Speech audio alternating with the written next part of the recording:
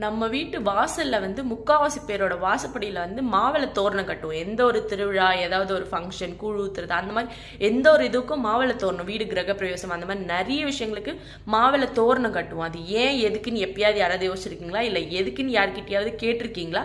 So அதை பற்றின ஒரு இன்ஃபர்மேட்டிவ் வீடியோஸ் தான் இது.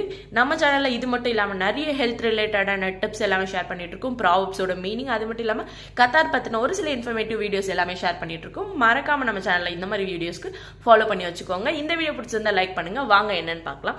அதாவது மாங்காய் இலை இருக்குல்ல, அது வந்து நம்ம மாமரத்துல இருந்து பிரிச்சதுக்கு அப்புறமும் அது ட்ரை ஆகுற வரைக்கும் வந்து அது வந்து அதுகிட்ட இருந்து ஓட்டுவை வந்து நமக்கு கொடுத்துட்டே இருக்கும். அப்படின்றதுக்காக நம்ம முன்னோர்கள் வந்து நம்ம வாசப்படியில் வந்து அந்த மாவிளை தோரணத்தை கட்டுறதை வந்து ஒரு பழக்கமா அந்த காலத்துல வச்சிருந்தாங்க. நம்ம வீட்டுக்கு வந்து நல்லா சுத்தமான காற்று, ஆக்சிஜனை கொடுத்துட்டே இருக்கும் நமக்கு சுவாசிக்கிறதுக்கு.